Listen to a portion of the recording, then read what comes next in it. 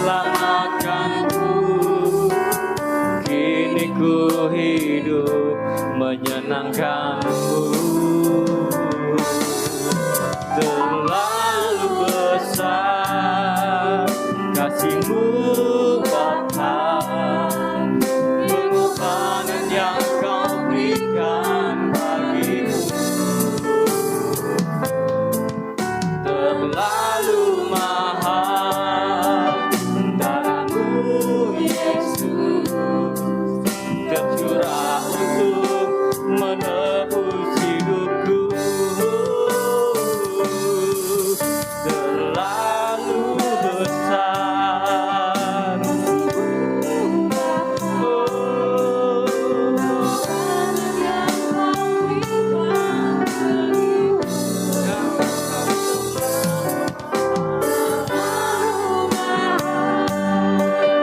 darah-Mu Yesus, menebus hidupku. Haleluya. Telah kulihat di kasih-Mu. Kau sudah menderita bagi setiap kami Tuhan.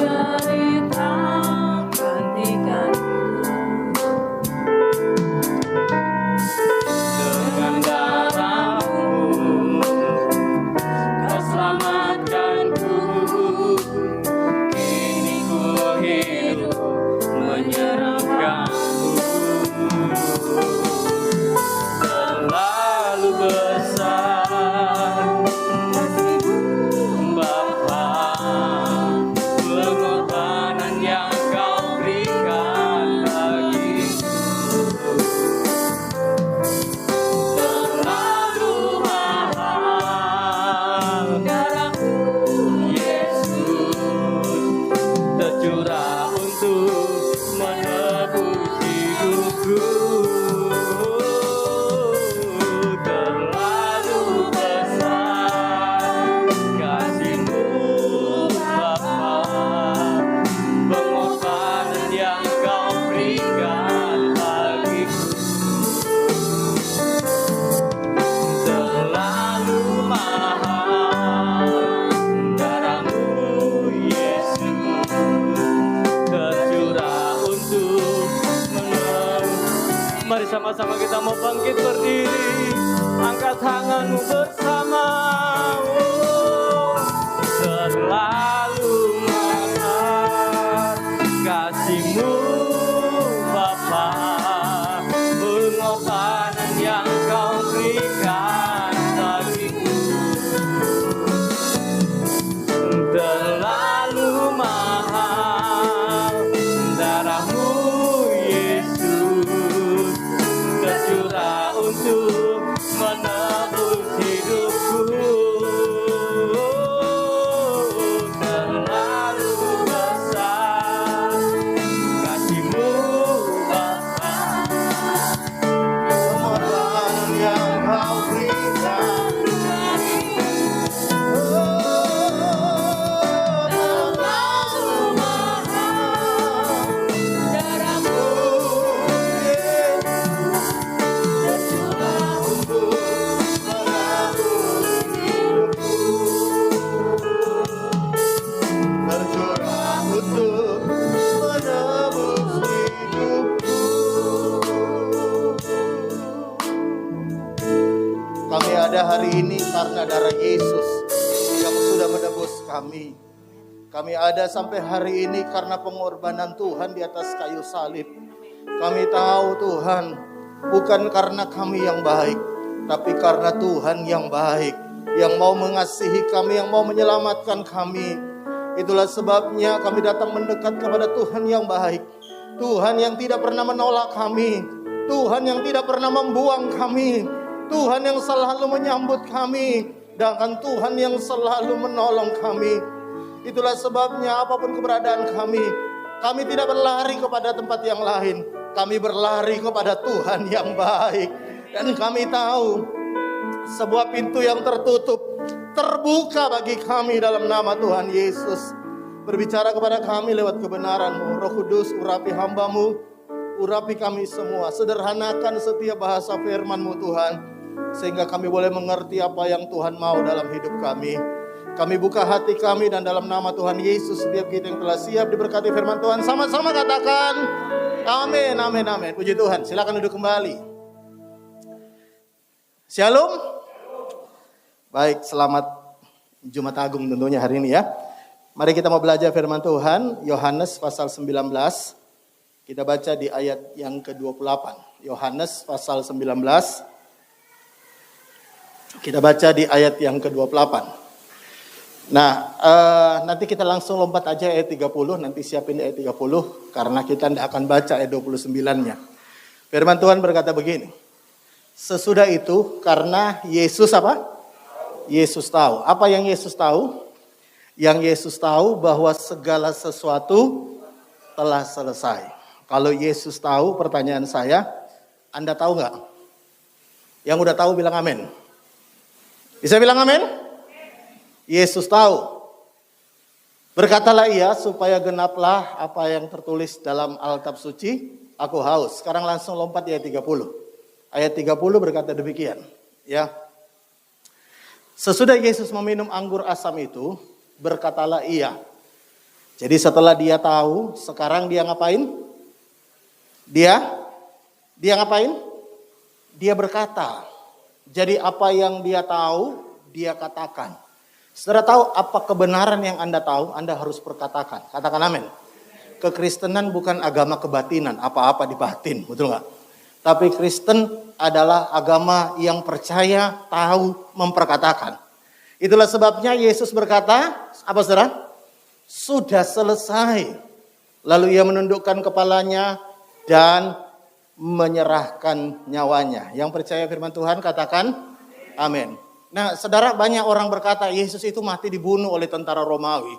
Itu tidak benar. Pak, Yesus itu mati, Pak, dibunuh oleh orang-orang itu, Pak. Tidak benar berita itu. Karena sebenarnya Yesus itu mati karena dia menyerahkan nyawanya. Jadi Yesus nggak akan mati sebelum dia sendiri yang menyerahkan nyawanya. Nah, kapan Yesus menyerahkan nyawanya? Alkitab berkata setelah dia tahu bahwa tugasnya selama ada di muka bumi ini sudah selesai. Jadi sebelum selesai dia tidak akan mati. Karena itu saya percaya rahasia umur panjang adalah begini. Lakukanlah apa yang menjadi Tuhan mau. Karena sebelum selesai Tuhan tidak akan mungkin manggil Anda. Bisa bilang amin? Tuhan tidak akan mungkin manggil Anda. Makanya Alkitab berkata, Yesus menyerahkan nyawanya setelah dia selesai. Jadi Yesus itu, saudara tahu, dipukuli, disalib, itu sakit banget, betul nggak? Tapi di tengah-tengah kesakitan, dia tetap bertahan sampai selesai. Banyak orang sakit sedikit, waduh, mati ayahku, mati ayah. Betul nggak? Tapi Yesus bertahan di tengah kesakitan, dia tidak akan mati sebelum dia selesaikan. Nah, apa yang Tuhan selesaikan di atas kayu salib? Kalau saudara baca dalam Kolose pasal yang kedua, ayat 13. Lihat, Kolose pasal yang kedua, ayat 13 mulai. Nah, dengarkan. Yang pertama yang Tuhan lakukan adalah begini.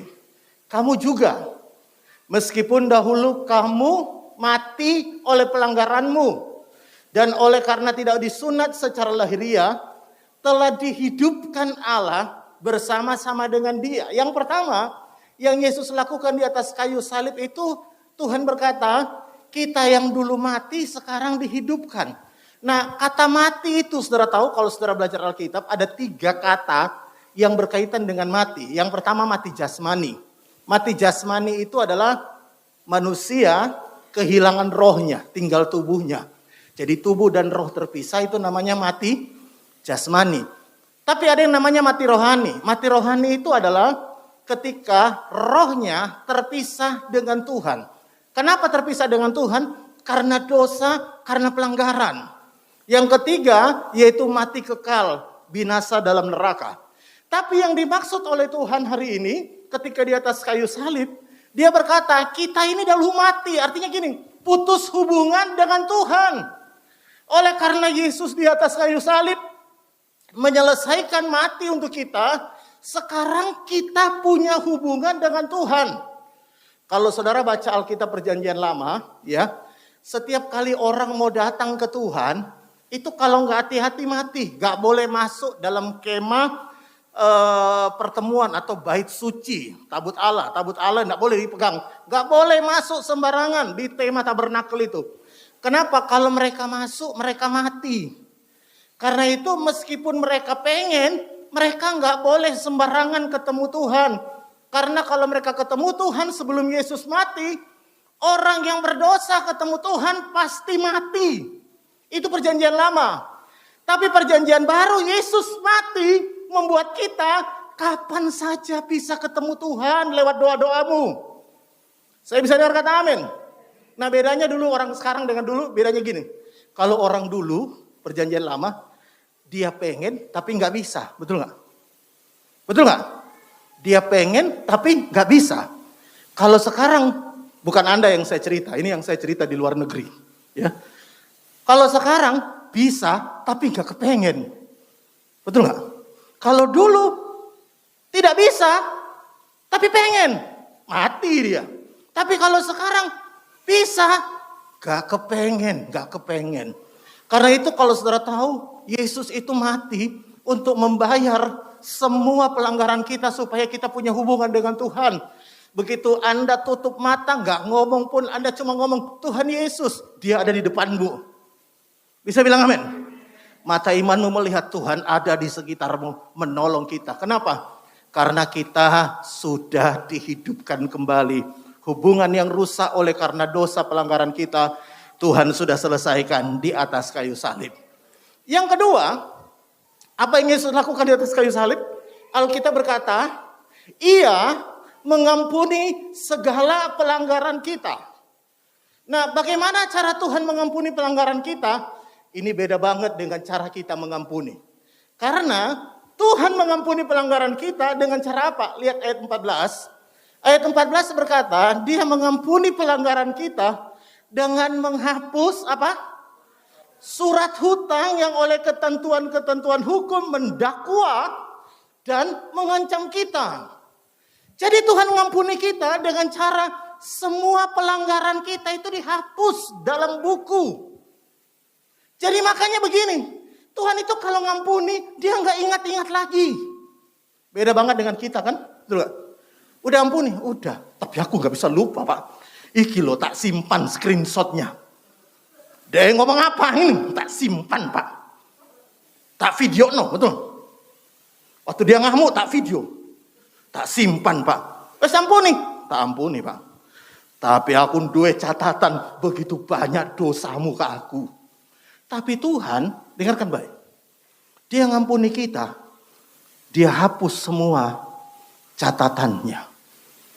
Ibaratnya ini kan, makanya disebutkan surat hutang dosa. Orang punya utang, notanya dihapus. Coba, betul gak? Gak ada yang kayak gitu kan, betul gak? Cuma Tuhan. Makanya begini, Tuhan itu ya gak pernah ingat-ingat dosa kita. Yang suka ingat-ingat dosa kita itu setan. Makanya Alkitab berkata setan itu siang malam mendakwa kita. Kenapa dia mendakwa kita? Karena dia punya catatan dosa kita. Tuhan tidak mendakwa kita. Kenapa dia tidak mendakwa kita? Catatannya udah dihapus oleh Tuhan. Bisa bilang amin? Jadi orang Kristen yang suka nyimpan-nyimpan data kesalahan orang, itu podo embek. Sama dengan siapa? Sama dengan setan. Betul nggak? Lihat suami istri tungkar. Oh, aku dua bukti loh. Lah itu kan wes 30 tahun yang lalu. Wes ini 30 tahun yang lalu. Ini tak simpan buktinya. Wes itu kan wes lama. Lah aku tahu kau pernah selingkuh. Ini buktinya. Ini mantanmu tuh fotonya tak simpan. Tak koleksi, tak gawe album. Foto mantan suamiku. mantan selingkuhan. Saya mau beritahu kepada saudara, Tuhan ngampuni kita, dia nggak ingat-ingat salah kita. Suamimu boleh ingat-ingat salahmu, Bu, tapi Tuhan nggak ingat-ingat salahmu. Yang sudah dia nggak ingat. Kenapa dia nggak ingat? Yang pertama, tentunya karena dosa kita kakean. agak sulit diingat-ingat, betul nggak? Lekakian agak sulit, betul nggak? Tapi yang kedua, catatannya wes gak ono. Jadi kalau ada orang ngajari Anda begini, oh nanti di surga, lihat Tuhan tunjukkan video, waktu kau bujui aku. Gak ono video kayak gitu. Bisa bilang amin? Kalau ada orang bilang, oh nanti di surga lihat ya, nanti waktu kau selingkuh ada videonya. Wes gak ono, wes dihapus. Bisa bilang amin? Kenapa? Karena waktu disalib dia bilang kepada bapaknya, Bapak ampuni mereka itu. Hapusen semua itu loh. Iku pernah misu-misu, ampuni dia. Hapus. Ya. Hapus semua kata-katanya yang kotor. Hapus. Jadi di sorga itu catatan Anda. Selama Anda percaya sama Tuhan Yesus. Anda gak punya catatan kriminal. Bisa bilang amin? Gak ada catatan. Jadi jangan mau didakwa orang. Jangan mau didakwa setan. Ojo didakwa siapapun. Ibu-ibu kalau lihat suamimu pelayanan, ojo di belakang. Di gereja pelayanan. Ojo, itu persis sampai setan, betul nggak? Bisa bilang amin? Jangan. Dukung dia, karena Tuhan tidak ingat dosanya. Coba kalau Anda diingat-ingat dosamu. Anda nggak akan bahagia. Karena itu saya percaya gini. Tuhan tahu rahasia bahagia itu dengan cara dihapus. Anda yang masih punya chattingan dengan mantan-mantanmu, hapusen. Kok gak ada sih ngamen? Bisa bilang amin? Anda masih punya catatan-catatan, hapusen kabeh. Saya masih nyimpan foto-foto mantan dalam sebuah kenangan indah. Memori tahun 80-an, hapusen kabeh. Saya pengen dengar amin lebih gitu loh. Amin. Amin. Bisa bilang amin? Hapus semua. Karena rahasia bahagia dalam rumah tangga itu mengampuni dan hapus semua recordnya. Bisa bilang amin? Pak, ini pohon depan rumah saya ini kenangan, Pak. Aku ingat betul. Ini pohon tak tanam pas bojoku selingkuh. Tebangan pohon itu. Bisa bilang amin? Tebangan pohon itu. Di mana lihat pohon, iki anakku Pak, lihat wajahnya persis. Oleh anakmu jangan ditebang. Tapi yang saya mau beritahu, Tuhan gak ingat salahnya kita. Dia gak ingat-ingat. Ya, namanya orang bisa aja jengkel kan, betul gak? Tapi ojo disimpan-simpan. Semua yang elek hapusen.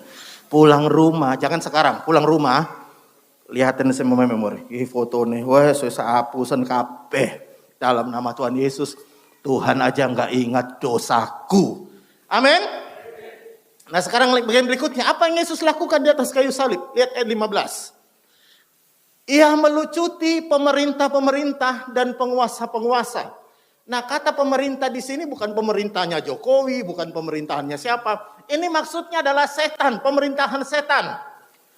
Alkitab berkata Tuhan melucuti, artinya begini. Semua senjata dari setan itu dilucuti oleh Tuhan. Jadi setan tidak berkuasa lagi atas hidup kita. Dan menjadikan mereka apa saudara? Tontonan umum dalam kemenangannya atas mereka. Kalau saudara tahu apa yang Paulus tulis ini sebenarnya diambil dari latar belakang pemerintah Romawi.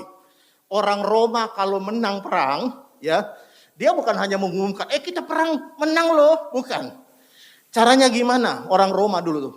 Rajanya, jenderal-jenderalnya, ya, pemimpin-pemimpin dari kerajaan itu ditelanjangi.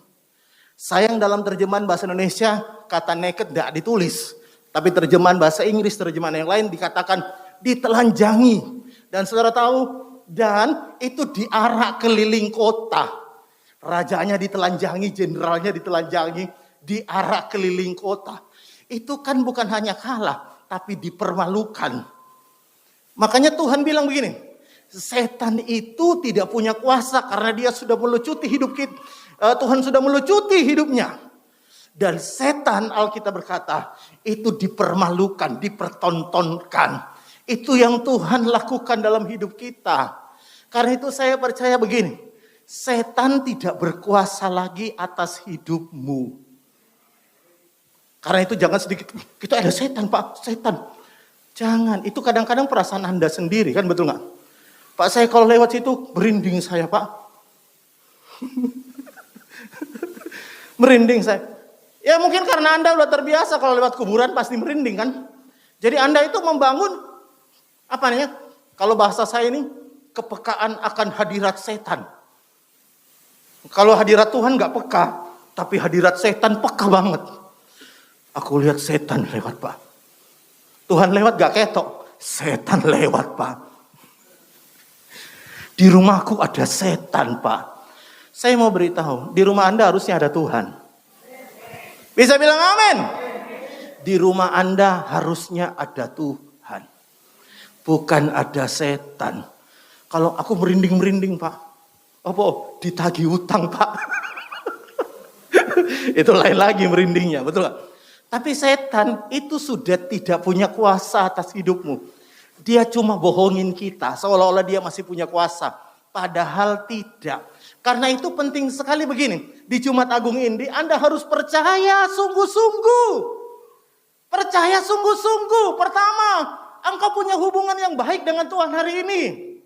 Yang kedua, engkau percaya sungguh-sungguh bahwa semua dosamu wis dihapus Tuhan. Dia enggak ingat salahmu. Amin. Dia enggak ingat-ingat. Dan yang ketiga, setan itu sudah dikalahkan oleh Tuhan lewat kematiannya di atas kayu salib. Makanya begini, kalau saudara baca dalam Alkitab Matius 17 ayat 19, lihat Matius 17 ayat 19. Tuhan berkata begini. Matius 17 ayat 19. Nah, murid-murid Tuhan berkata begini kepada Tuhan. Matius 17 ayat 9. Nah, lihat. Dia berkata gini, kemudian murid-murid Yesus datang dan ketika mereka sendirian dengan dia, bertanyalah mereka. Jadi murid-murid nanya sama Tuhan. Apa isi pertanyaannya? Mengapa kami tidak dapat mengusir setan? Ini pertanyaan yang sering diajukan oleh banyak orang. Betul nggak? Pak, setan ada di rumahku. Aku tak mau pindah rumah. Kenapa? Di rumahku ada setan. Loh, sing bayar rumahmu siapa? Aku, Pak. Lah mestinya kalau sampean sing bayar, yang suruh pergi siapa? Ya setannya. Gak melok bayar, gak melok urunan cicilan. Betul gak? KPR gak melok-melok. Malah dia yang sekarang yang berkuasa di rumah saya, Pak. Aku sampai hari ini takut aku, Pak, ke kamar mandi belakang. Soal di situ tempatnya setan, Pak. Loh, kalau ada tempatnya setan, usirin setan. Betul nggak? Bisa bilang amin? Usirin setan. Pak, jangankan setan, bojoku wis bolak-balik tak usir gak minggat-minggat, Pak. Ya, lihat. Tuhan berkata, mengapa murid-murid berkata, kamu kan tidak bisa mengusir setan. Nah, lihat ayat 20, jawab Tuhan Yesus. Ia berkata kepada mereka. Perhatikan kata Yesus, ya. Karena kamu kurang percaya. Berarti selama Anda percaya bahwa Tuhan sudah menyelesaikan semua di atas kayu salib, setannya akan pergi. Jadi bukan masalah setannya. Masalahnya Anda percaya atau tidak. Kalau Anda percaya, dari ujung tembok dimanapun, ngaleh, pergi dalam nama Yesus, pergi, minggat. Bisa bilang amin? Setannya yang Anda suruh pergi. Masalahnya kita kadang tidak yakin bahwa dalam diri kita ada Tuhan Yesus. Pak, aku rupane kayak ngene, Pak, mana bisa ngusir setan? Soalnya aku podo mbek setan kelakuannya. Saya mau beritahu, dengarkan Mbak ya. Tuhan tidak ingat dosamu. Bisa bilang amin. Engkau di dalam Tuhan hari ini adalah ciptaan yang baru. Selama engkau percaya Yesus, tidak ada satupun setan yang bisa bertahan dengan engkau. Mau dia pakai pocongan, mau pakai jas, mau pakai laundress, mau pakai apapun modelnya, mau ngesot maupun loncat-loncat, tidak ada satupun yang bisa bertahan. Di dalam dirimu ada Tuhan. Karena itu bangkitkan imanmu hari ini. Aku percaya setan tidak berkuasa atas hidupku, maka tidak ada satupun kuasa jahat yang bisa merusak hidupmu. Amin. Nah, saya mau kasih contoh lagi. Lihat, sama-sama dalam Alkitab, dalam Markus pasal 4. Markus pasal 4, kita baca di ayat yang ke-36. Markus pasal 4 ayat 36. Jadi ini kisah tentang Yesus mengajak murid-muridnya menyeberang danau. Ayat 36, mereka meninggalkan orang banyak itu lalu bertolak dan membawa Yesus beserta dengan mereka dan perahu di mana Yesus telah duduk dan perahu lain juga menyertai dia. 37. Lalu mengamuklah apa saudara? Tofan yang bukan tofan biasa, ya, tapi tofan yang sangat dahsyat. Saudara perlu ingat bahwa sebagian besar murid-murid Tuhan Yesus itu adalah nelayan, seharusnya bisa mengatasi tofan, tapi ini tofan yang sangat dahsyat. Ya. Lalu dan ombak menyembur masuk ke dalam perahu sehingga perahu itu mulai penuh dengan air. 38. Pada waktu itu Yesus sedang tidur di buritan di sebuah tilam, maka murid-muridnya membangunkan dia dan berkata kepadanya, "Guru, engkau tidak peduli kalau..." Berarti pada waktu itu situasinya memang sangat mengerikan. Murid-muridnya bisa mati kalau tidak segera ditolong Tuhan. Makanya dia membangunkan Yesus dengan cara itu. 39, ini perhatikan ayat 39. Ya, Yesus 2 kali ngomong. Dia ngomong yang pertama kepada angin, kedua kepada murid-muridnya. 39, ia pun bangun menghardik angin itu dan berkata kepada siapa? Kepada danau. Apa yang dia katakan kepada danau? Diam, tenanglah. Jadi yang disuruh tenang siapa? Danaunya yang disuruh tenang. Lalu angin pun reda, danau itu menjadi teduh sekali. Nah, lihat 40. Lalu ia berkata kepada mereka, kepada murid-muridnya, apa yang dia katakan? Mengapa kamu begitu takut? Mengapa kamu tidak percaya? Jadi masalahnya itu bukan di anginnya, bukan di ombaknya, tapi masalahnya adalah di imannya. Saya bisa dengar kata amin. Hari ini banyak orang berkata, Pak, situasi hari ini Pak, aduh memang suatu situasi kurang baik Pak. Jadi ya memang wajarlah kalau keadaan kayak gini. Saya mau beritahu, Tuhan tidak pernah bilang sama murid-murid, ya wajar kalau kau takut lah, ya ombaknya lo luar biasa, betul nggak? Ombaknya ganas loh, nggak ganas, pantas lah kalau kau. Tuhan tidak pernah ngomong gitu. Jadi di tengah situasi sulit, Yesus selalu tekankan begini. Kamu harus percaya. Bisa bilang amin. Di tengah situasi sulit, Yesus selalu tekankan, kamu harus percaya. Makanya dia ngomong kepada murid-muridnya di situasi sulit, dia berkata, kenapa kamu tidak percaya? Jadi seolah-olah Tuhan mau ngomong begini, kalau kamu percaya, ombak kayak ngene pun bisa kau taklukkan. Bisa bilang amin. Kalau kau percaya, situasi sulit sekalipun bisa kau taklukkan. Masalahnya, kadang-kadang kita ini gak percaya. Jadi masalahnya bukan yang di luar. Masalah itu ada di dalam hati kita. Kadang-kadang coba saudara lihat ya, kalau suami istri sering ribut, kadang-kadang bukan karena masalah luar loh. Masalahnya dalam hati. Betul gak?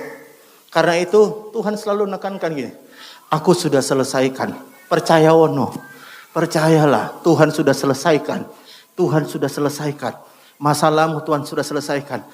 Rumah tanggamu yang penuh masalah Tuhan sudah selesaikan. Tinggal tunggu waktu selesai.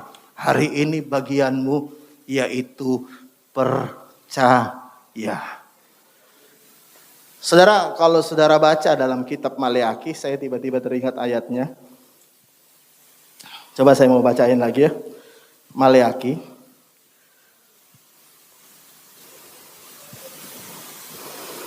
Maleakhi pasal 3 ayat yang ke-18. Lihat firman Tuhan berkata begini. Atau kita baca mulai dari ayat 17. Ayat 17. Maleakhi 3 ayat 17. Maleakhi. Ya, perjanjian lama. Maleakhi 3 ayat 17 berkata begini. Tuhan berkata, mereka akan menjadi milik kesayanganku sendiri. Amin. Firman Tuhan semesta alam, pada hari yang kusiapkan, aku akan mengasihani mereka sama seperti seorang menyayangi anaknya yang melayani dia. 18, perhatikan ini. Kamu akan melihat kembali. Perhatikan kalimat ini. Kamu akan melihat apa? Kembali. Kenapa perlu ada kata kembali? Karena sebelumnya ada perbedaan, sekarang wes gak ono bedae. Makanya Tuhan bilang kamu akan melihat kembali. Apa? Perbedaan antara orang benar dan orang fasik. Perbedaan antara orang yang beribadah kepada Allah dan orang yang tidak beribadah kepadanya. Kenapa Tuhan harus bilang kamu akan lihat kembali? Karena kalau saudara lihat sekarang, omongan orang percaya dengan orang gak percaya, bodoh gak? Sama gak? Sama. Situasi sulit, Pak. Kondisi sulit. Lah, orang di luar sana gak percaya Tuhan ngomongnya bodoh, betul gak? Ya semua begini, saya tahu, dengarkan Pak ya. Kita jadi Kristen bukan berarti kita mengabaikan kenyataan loh. Bisa bilang amin? Kenyataan itu ada, tapi omongan Anda jangan sama dengan orang yang tidak percaya Tuhan. Pak, kenyataan saya lagi ada masalah keuangan, Pak. Kenyataan rumah tangga saya lagi kacau. Kenyataan, Pak, saya butuh banyak biaya ini, Pak. Untuk anak-anak saya, untuk biaya ini, biaya itu. Saya butuh banyak biaya. Itu kenyataan. Tapi saya mau beritahu kepada saudara, dengarkan baik-baik ini. Kenyataan tidak bisa diabaikan. Betul nggak? Tapi yang paling penting adalah begini. Meskipun kenyataan sulit, bukankah Tuhan sudah berkata, sudah selesai. Makanya begini, Tuhan tidak pernah ngomong, akulah kenyataan hidup, percayalah kepada aku. Tidak pernah Tuhan ngomong begitu. Tuhan ngomong, akulah jalan, kebenaran, dan hidup. Barang siapa percaya kepadaku, ia akan tetap hidup meskipun dia sudah mati. Itu ayat berkata demikian. Nah, masalahnya kita selalu lihat kenyataan, tapi kita lupa lihat firman Tuhan. Kenyataan memang menyakitkan kadang-kadang loh, betul nggak? Pak, kenyataan saya usaha sepi hari ini, Pak. Kenyataan order sepi, Pak. Kenyataan bisnis sepi. Itu kenyataan. Tapi bukankah Tuhan selalu berkata begini? Meskipun engkau hadapi kenyataan, hadapi dengan imanmu. Makanya kalau Anda berdoa begini, jangan ngomong kenyataan tok sama Tuhan. Tuhan, kenyataan aku lagi susah. Kenyataan aku mbek bojoku lagi tukaran. Kenyataan bisnisku sepi. Kenyataan aku karek tunggu di PHK iki Tuhan. Konco-koncoku wis akeh di PHK, karek aku nunggu di PHK. Itu kenyataan, tapi Anda harus ngomong kenyataan plus tambahi.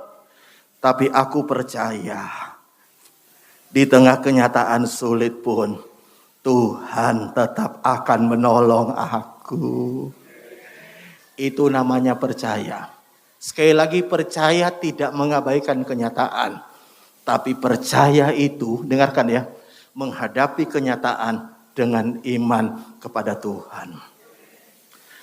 Anda nggak bisa ngubah kenyataan, tapi Tuhan bisa ubah. Bisa bilang amin.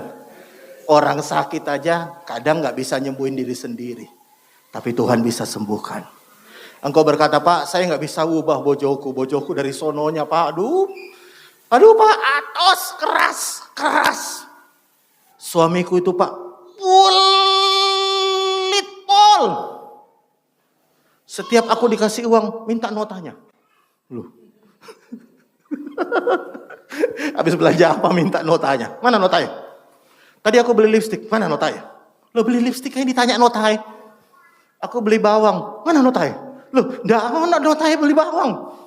Aku tadi beli lombok, mana notanya? Pelit pol, semua dihitung. Ini kurang 50 rupiah. Mana kembalian? Soy. Cek nemennya. Ya, mungkin Anda berkata, bojoku enggak sepelit itu sih, Pak. Cuma aku ya dipepet-pepet no terus, Pak. Tapi saya beritahu, Anda kadang nggak bisa ngubah kenyataan kan, betul nggak? Nggak bisa ngubah kenyataan. Tapi Tuhanmu bisa ubah kenyataan. Aku mau berkata, Pak, anakku loh dari kecil tak besar no. Sekarang besar ngelunjak ngelawan aku. Pak. Ngerti yang ngono, Pak, waktu kecil, Pak. Sekarang mau tak gini, dia lebih besar, Pak. Ya aku udah wedi juga. Tapi dengarkan baik. Percaya nggak? Kita nggak bisa ngubah anak kita. Tuhan bisa ubah. Haleluya. Bisa bilang amin. Anda nggak bisa situasi kondisi hari ini, Anda nggak bisa ubah. Tapi percaya nggak? Tuhan bisa ubah. Makanya Tuhan bolak-balik bilang gini, apapun yang kau hadapi, hadapi dengan iman. Setan aja pergi dengan iman. Ombak taufan yang dahsyat bisa selesai dengan iman. Hari ini Jumat Agung, kita sebentar perjamuan kudus. Hari ini bangkitkan imanmu dan engkau berkata, apapun aku hadapi dengan iman. Dan aku akan lihat kembali perbedaan. Amin. Tuhan akan bedakan Anda dengan orang yang tidak beribadah. Tuhan akan bedakan Anda dengan orang yang fasik. Tuhan akan bedakan Anda. Karena Anda mulai hari ini hadapi dengan iman. Tutup Alkitabmu. Mari kita mau berdoa bersama. Saya ajak kita bangkit berdiri sama-sama. Dan ada F. Saya minta tolong para singer bantu saya. F.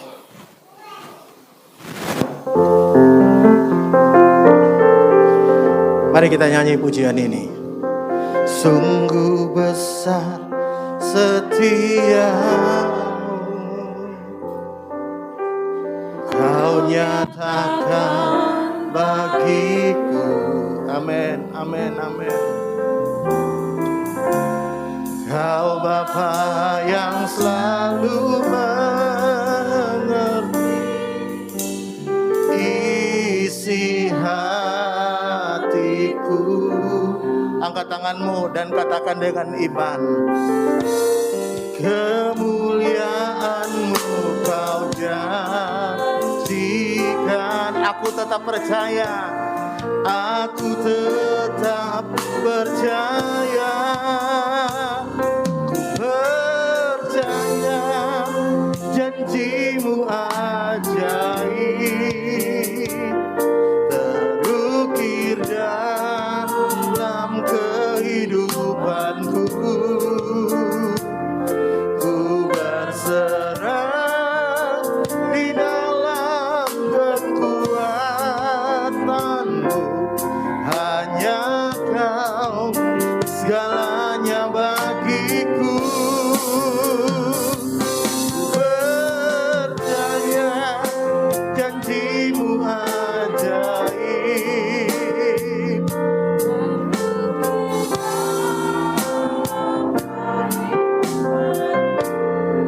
Amin. Ku berserah di dalam kekuatan-Mu. Ku percaya. Lagi katakan ku percaya. Ku percaya janji-Mu ajaib, terukir dalam kehidupan. Ku berserah di dalam kekuatan-Mu. Hanya Kau segalanya bagiku. Ku percaya janji-Mu ajaib.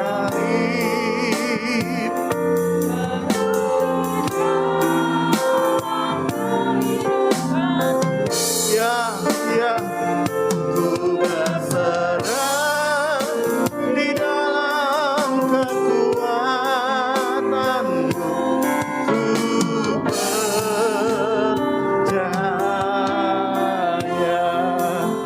Mari buka dua belah tanganmu di hadapan Tuhan. Saya ingin ajak kita berdoa. Ada hal-hal yang kita tidak bisa ubah, tapi Tuhan bisa. Karena itu hadapi dengan iman. Engkau berdoa hari ini, Tuhan, aku berdoa buat suamiku, aku berdoa buat istriku, aku berdoa buat pekerjaanku, aku berdoa buat anakku, aku berdoa buat bisnisku. Aku tahu aku tidak bisa mengubah keadaan situasi yang terjadi hari ini, tapi Tuhan bisa. Karena itu doakan anakmu, doakan istrimu, doakan suamimu, doakan pekerjaanmu. Ambil waktu beberapa saat ini. Engkau hadapi semua kenyataan dengan iman dan engkau berkata, bukankah Tuhan sudah mati di atas kayu salib dan dia berkata, semuanya sudah selesai. Dosaku sudah diampuni. Pelanggaranku sudah dihapus. Tidak ada lagi catatan tentang kejahatan di masa lalu dalam sorga. Dan yang terlebih Alkitab berkata, setan sudah dilucuti dan sudah dipermalukan oleh kuasa darah Yesus. Ini waktunya kami mau percaya, hadapi setiap tantangan dengan iman.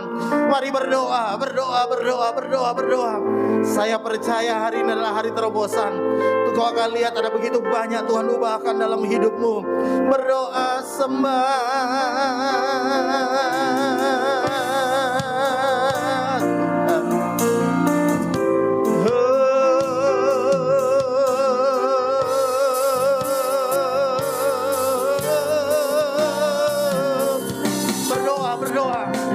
Tuhan buat terobosan dalam pekerjaanmu.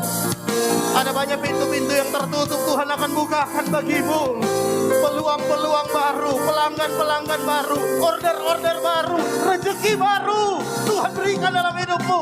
Dalam nama Tuhan Yesus, engkau akan terpelihara dalam anugerah dan berkat Tuhan. Haleluya, haleluya, haleluya.